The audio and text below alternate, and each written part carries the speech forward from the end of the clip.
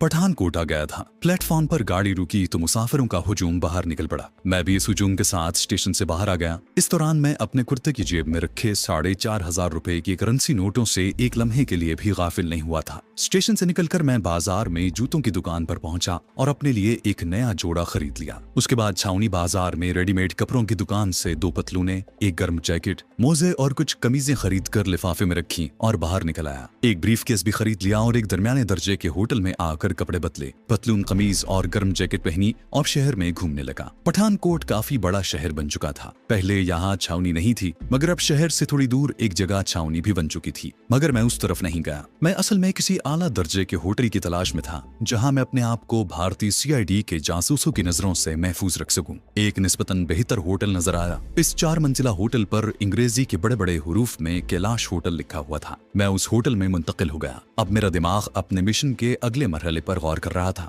मेरे सामने पठानकोट का शहर फैला हुआ था। बसों और मोटर गाड़ियों के चलने की धीमी धीमी आवाजें आ रही थी। मेरा अगला प्रोग्राम ये था कि किसी ऐसे हिंदू को अपना दोस्त बनाया जाए जो छावनी में काम करता हो और फिर अपनी शाखर्ची और तहाइफ की मदद से उससे छावनी वाली बड़ी तोप के बारे में इब्तदाई मालूमात हासिल की जाएं। किसी हिंदू दोस्त की मदद के बगैर अपनी मंजिल तक नहीं पहुंच सकता था, और दोस्त भी ऐसा कि जो छावनी में काम करता हो। खाने का वक्त हो रहा था। मैं नीचे आकर डाइनिंग रूम में बैठ गया। एक सफेद कपड़ों वाला आदमी काउंटर पर कोहनी टिकाए खड़ा था और साड़ी पोश काउंटर गर्ल से मुस्कुराकर बातें कर रहा था। उस सफेद पोश के बालों में हल्की सी सफेदी झलक रही थी। मुझे शक्ल ही से वो बेहद चालाक और जीरक आदमी लगा। हो सकता है ये भारतीय इंटेलिजेंस का आदमी हो। मेरा दिल एक लम्हे के लिए शिद्दत से धड़का और फिर मैं खामोशी से अखबार खोलकर पढ़ने लगा। अंग्रेजी का अखबार था। मैं फिल्मों के इश्तिहार देखने लगा। छावनी के कृष्णा सिनेमा में इंडियन फिल्म मूर्ति लगी हुई थी। बैरे ने मेन्यू रख दिया। खाने के बाद मैं डाइनिंग रूम से निकलकर काउंटर के करीब से गुजरते हुए जानबूझकर रुक गया और काउंटर वाली साड़ी पोश लड़की से कहा, एक फोन कर सकता हूँ? वो बोली, जी क्यों नहीं। अंग्रेजी अखबार से मैंने एक फोन नंबर याद कर लिया था। ये किसी फर्नीचर की दुकान का नंबर था। मैंने उसका एक हिंसा बदल कर नंबर घुमाए, रिसीवर कान के साथ लगाया। दूसरी तरफ से कोई आवाज नहीं आ रही थी। मैंने कदरे बुलंद आवाज में कहा, हेलो, देखिए मैं सुबह आपकी दुकान पर आया था। मेरा नाम राकेश शर्मा है। जी हाँ, आपने पहचान लिया। मैंने सुबह डायमंड की एक अंगूठी पसंद की थी। जी हाँ, वही जिसकी कीमत आपने 20,000 रुपए बताई थी। क्या कहा, बिक गई है? ओहो, वेरी सैड। खैर कोई बात नहीं, आपके पास मेरी नई दिल्ली का फोन नंबर मौजूद है। अगर इसी किस्म की दूसरी अंगूठी आपके पास आए तो मुझे फोन कर दीजिएगा। मैंने रिसीवर रख दिया। जी हाँ, धन्यवाद, नो प्रॉब्लम। और मैंने रिसीवर रख दिया। काउंटर गर्ल ने मुस्कुराते हुए कहा, सर आपने कॉफी नहीं पी? हमारे होटल की कॉफी तो बड़ी मशहूर है। मैं समझ गया था कि मेरी गुफ्तगू का उस पर खातिर खास असर हुआ है। मैंने कहा, जरूर पीऊंगा, मगर इस वक्त मैं एक जरूरी काम से जा रहा हूँ। काउंटर गर्ल से रहा न गया, बोली, क्षमा कीजिए सर, पठानकोट में असली डायमंड की अंगूठियां बहुत कम मिलती हैं। आपने लाला जोहरी प्रसाद ज्वेलर को फोन किया था ना? मैंने कहा, जी हाँ, लाला जी को ही फोन किया था, मगर मैंने जो सुबह अंगूठी देखी थी उसका डायमंड मुझे असली लगता था। वो बोली, सर बड़ा घपला होता है इस बिजनेस में। आप इतनी महंगी अंगूठी अपनी पत्नी के लिए खरीद रहे हैं। क्षमा कीजिए, मुझे ऐसा प्रश्न करने का अधिकार तो नहीं है। मैंने हंसकर कहा, कोई बात नहीं,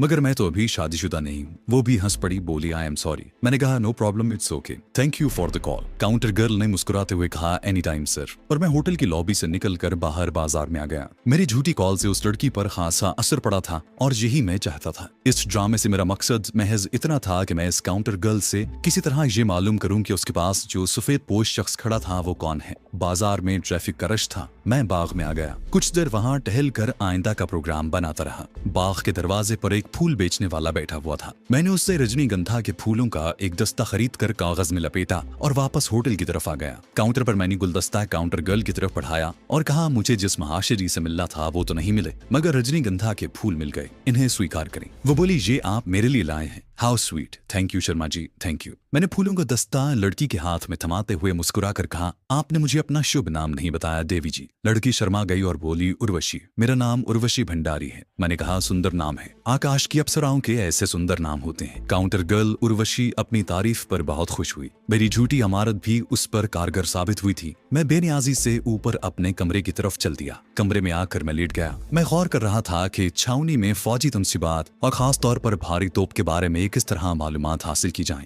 एक ही तरीका मेरे जहन में था कि किसी तरह से किसी ऐसे आदमी से दोस्ती पैदा की जाए जो छावनी में सिविलियन क्लर्क वगैरह हो। मैं छावनी के इलाके में नहीं जाना चाहता था। इसकी वजह मुजाहिद फोर्स में मेरी इब्तदाई कमांडो ट्रेनिंग का पहला उसूल था। मुझे बताया गया था कि जिस टारगेट को तबाह करना हो उस टारगेट के इलाके में दिन के वक्त कभी ना जाओ। वहां से मुतल्लिका लोगों को अपना चेहरा हरगिज मत दिखाओ, क्योंकि कोई पता नहीं तुम्हें उसी शक्ल में किसी शख्स का भेस बदल कर वहां जाना पड़ जाए। अगर वहां तुम्हारी चेहरा शनासी हो चुकी होगी तो तुम पहचान लिए जाओगे। चुनाचे मैंने अभी तक पठानकोट छावनी का रुख नहीं किया था। इसकी वजह यह भी थी कि मैं पाकिस्तानी जासूस था और छावनी के इलाके में जगह जगह मिलिट्री इंटेलिजेंस के आदमी फिर रहे थे। जब से मशरकी पाकिस्तान में भारतीय तखरीबकारों ने गड़बड़ शुरू की थी, यहाँ भी हंगामी किस्म की सूरत हाल थी। मिलिट्री इंटेलिजेंस की नफरी में इजाफा हो गया था। छावनी जाने वाली सड़क पर मुझे कई मुश्तबा शक्लें नजर आईं। मैं जानबूझकर उधर नहीं जाना चाहता था। पठानकोट शहर में भी चप्पे चप्पे पर फौजी जासूस आम कपड़ों में रेलवे स्टेशन, बस स्टैंडों और दरमियाने दर्जे के होटलों के गिर्द चक्कर लगाते थे। इसीलिए मुझे खतरा था कि जो सफेद पोश महाशय काउंटर गर्ल उर्वशी के साथ बातें कर रहा था वो जरूर मिलिट्री इंटेलिजेंस का आदमी था। चूंकि मुझे पठानकोट में रहकर अपने मिशन को पाया तकमील तक पहुंचाना था, इसलिए मैं हर तरह से बाखबर और मिलिट्री इंटेलिजेंस की नजरों से बचकर रहना चाहता था। सफेद पोस्ट महाशय जी के बारे में मुझे उर्वशी ही कुछ बता सकती थी और उससे मैंने इतना काम निकाल ले जितनी दोस्ती पैदा कर ली थी।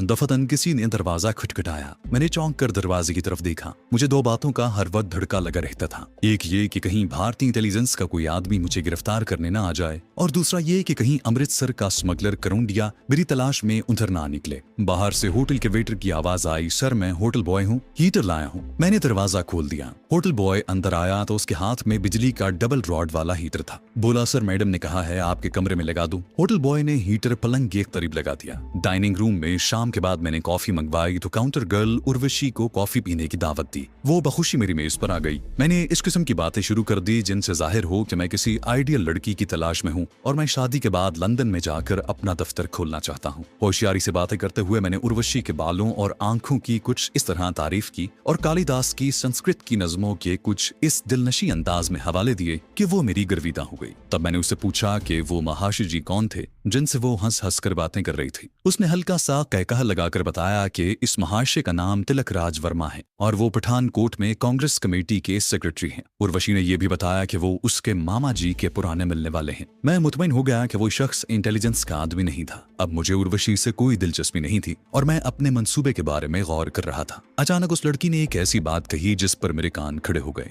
वो अपने मामा जी के बारे में बातें करते हुए बोली, मेरे मामा जी का बड़ा बेटा केवल कृष्ण फौज में मेजर है, आजकल डलहौजी में छुट्टी पर गया हुआ है। मुझे वो बिल्कुल पसंद नहीं है। वहाँ एक ईसाई लड़की को साथ ले गया है। हमारी भारतीय संस्कृति में ये बात बुरी समझी जाती है। मैंने कुछ सोचते हुए कहा, क्यों नहीं, ये हमारी धर्म संस्कृति के भी खिलाफ है। मेरा जहन तेजी से एक मंसूबे पर गौर कर रहा था। ये बड़ा खतरनाक मंसूबा था, मगर उस पर अमल करते हुए मुझे अपनी मुहिम में 100% कामयाबी का यकीन था। उर्वशी अपने मामा जी के गुमराह बेटे मेजर केवल कृष्ण के खिलाफ बातें किए जा रही थी। उसकी बातों से मैंने मालूम कर लिया कि मेजर कृष्ण जालिंधर छावनी में तैनात था। फिर वहां से उसकी बदली पठानकोट छावनी में कर दी गई। उसने बीमारी का बहाना बनाकर 2 माह की छुट्टी ले ली और लिख कर दे दिया कि वो छुट्टियां डलहौजी के सेहत अफजा मकाम पर गुजारने के बाद पठानकोट छावनी में अपनी नई ड्यूटी संभाल लेगा। वो अभी तक पठानकोट छावनी नहीं गया था। मैंने गुफ्तगू के दौरान बड़े तरीके से डलहौजी में उस होटल का पता मालूम कर लिया जिसमें मेजर किशन एक ईसाई लड़की के साथ छुट्टियां गुजार रहा था। मुझे ये भी मालूम हुआ कि मेजर किशन की अभी 1 माह की छुट्टी बाकी है। मेरे जहन में मंसूबा मुकम्मल हो चुका था। ये एक ऐसा खतरनाक मंसूबा था कि जिसमें एक एक कदम पर राज फाश होने और मेरी मौत का इम्कान था, लेकिन मैंने ये दाव लगाने का फैसला कर लिया था। रात को बिस्तर पर लेटे लेटे मैंने इस मंसूबे की सारी कड़ियां एक एक करके मरबूत कर ली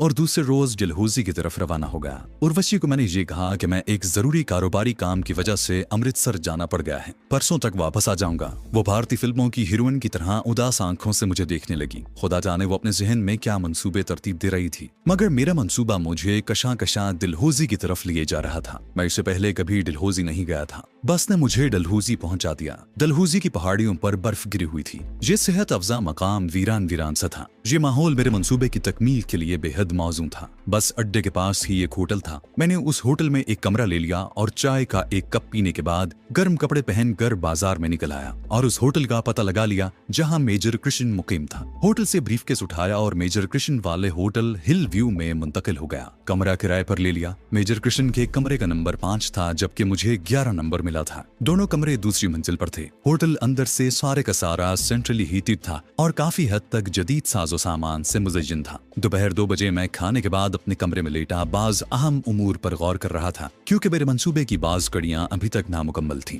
उनकी तकमील का तकाजा था कि मैं मंसूबे के गिरदाब में कूद जाऊं। इस तरह वो कड़ियां खुद ब खुद आपस में मिल जाती। दोपहर की चाय पीकर मैं 2-3 बार मेजर कृष्ण के कमरे के सामने से गुजरा। उसका दरवाजा बंद था। मैं नीचे लॉबी में चला गया और सोफे पर बैठकर हिंदी का अखबार पढ़ने लगा। थोड़ी देर बाद एक खुशपोश जोड़ा सीढ़ियां उतरकर काउंटर की तरफ आया। काउंटर पर जो आदमी खड़ा था उसने मुस्कुराकर उनका खैर मकदम किया। गुड इवनिंग मेजर, आज शायद रात को बर्फ गिरेगी। मैंने गोशाई चश्म से उस जोड़े का जायजा लिया। लड़की का रंग सांवला था। उसका साथी मेरे तदकाट का एक खुश शक्ल नौजवान था। उसने मुस्कुराते हुए चाबी काउंटरमैन की तरफ बढ़ा दी और बोला, हम स्नो पॉइंट तक चक्कर लगाने जाते हैं आज रात खाने में। काउंटरमैन ने हंसकर कहा, मेजर साहब डोंट वरी, हमने आपके सूप के लिए खास तौर पर पठानकोट से टर्की मीट मंगवाया है। Enjoy yourself. मेजर बोला थैंक यू और ये खुश शक्ल और खुशपोश जोड़ा होटल से चला गया। मैं भी अखबार एक तरफ रखकर उठा और काउंटरमैन से एक फोन कॉल के बारे में बातें करने लगा। मैंने उसे बताया कि दिल्ली से मेरी एक कॉल आने वाली है। फिर मैंने थोड़ी देर बाद पता चला लिया कि ये जो खुश शक्ल जवान एक लड़की के साथ अभी अभी बाहर आया है उसका नाम मेजर कृष्ण है और अपनी ईसाई बीवी के साथ हनीमून मनाने आया हुआ है। मेजर कृष्ण ने जहां झूठ बोला था और ईसाई लड़की को अपनी बीवी जाहिर किया था, जबकि मुझे डलहौजी वाली उर्वशी ने बताया था कि मेजर कृष्ण अपनी एक दोस्त लड़की को लेकर डलहौजी 2 माह की छुट्टियां गुजारने गया हुआ है। मैंने एक सोची समझी स्कीम के तहत होटल के बार रूम में जाकर मशरूब की एक कीमती बोतल खरीदी और उसे लिफाफे में लपेटकर वहीं खिड़की के पास बैठकर एक फैशन मैगजीन देखने लगा। खिड़की पर गिरा हुआ सफेद भारी पर्दा दरमियान में से हटा हुआ था और बाहर का पुरफजा माहौल दिखाई दे रहा था। ये एक छोटी सी पहाड़ी सड़क थी जो होटल की लॉबी के आगे से गुजरकर और पहाड़ी बंगलों और पार्क की तरफ जाती थी। मैंने कॉफी मंगवा ली और आहिस्ता आहिस्ता एक एक घूंट पीने लगा। निस्फ घंटे बाद मुझे दूर सड़क पर पहाड़ी बंगलों की तरफ से मेजर कृष्ण अपनी दोस्त के साथ आता दिखाई दिया। मैं इसी लम्हे के इंतजार में था। मैं आहिस्ता से उठा और ऊपर वाली मंजिल के बरामदे में पहुंच गया। मैं सीधा अपने कमरे की तरफ गया जो बरामदे के कोने पर था। मैं एक तरफ खड़ा हो गया। मौसम सरमा के बायस अक्सर कमरे खाली पड़े थे, बरामदा भी खाली था। थोड़ी देर के बाद मैंने ईसाई लड़की और हिंदू मेजर के हल्के हल्के कहे सुने। मैं दीवार से अलग होकर आहिस्ता आहिस्ता उनके कमरे की तरफ बढ़ा। मशरूब की बोतल वाला लिफाफा मेरी बगल में था।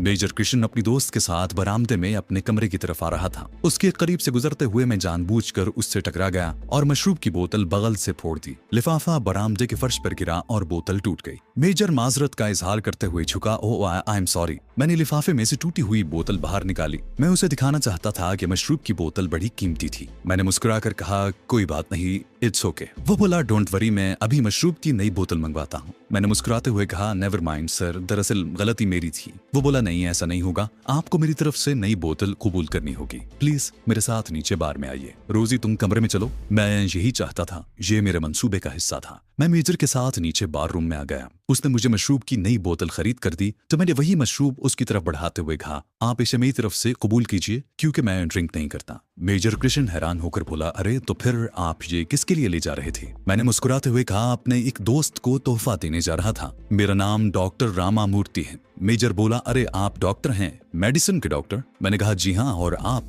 वो बोला, डॉक्टर मैं मेजर केवल कृष्ण आर्टिलरी का मेजर हूँ। ये मेरे लिए एक खुशाइंद खबर थी कि ये हिंदू जवान आर्टिलरी यानी तोपखाने का मेजर था। उसने मेरा आधा सफर आसान कर दिया था। वो मुझे जबरदस्ती अपने कमरे में ले गया। उसकी दोस्त रोजी सोफे पर नींद दराज एक रिसाला पढ़ रही थी। रोजी डियर, ये डॉक्टर हैं, डॉक्टर रामामूर्ति MBBS। रोजी ने मुस्कुराते हुए मुझसे हाथ मिलाया। मेजर कृष्ण ने मशरूब की बोतल खोल ली और ग्लास में उंडेलते हुए बोला, डॉक्टर आप इतनी सर्दी में डलहौजी कैसे आ गए? हम तो हनीमून मनाने आए हैं, क्या आप भी? मेरी तरफ देखकर उसने एक तहका लगाया। मैंने कहा, जी नहीं, अभी मेरी शादी नहीं हुई। रोजी बोली, ओहो डॉक्टर मुझे इजाजत दो, मैं तुम्हारे लिए एक सुंदर और सुशील सी लड़की तलाश करूं। मैं मुस्कुरा कर रह गया। वो मेरे सामने सोफे पर बैठकर मशरूब पीने लगे। मैंने उन्हें बताया कि मैं अमृतसर का रहने वाला हूँ और वहीं मेडिकल कॉलेज में पढ़ाता हूँ। आजकल पठानकोट में प्रैक्टिस करता हूँ। बर्फ के मौसम में एक बार बर्फ देखने डलहौजी जरूर आता हूँ। मेजर ने पूछा, वो आपके फ्रेंड कहाँ रहते हैं जिनके लिए आप ये मशरूब की बोतल ले जा रहे थे? मैं ये बात भूल ही गया था। जरा सा टटका फिर बोला,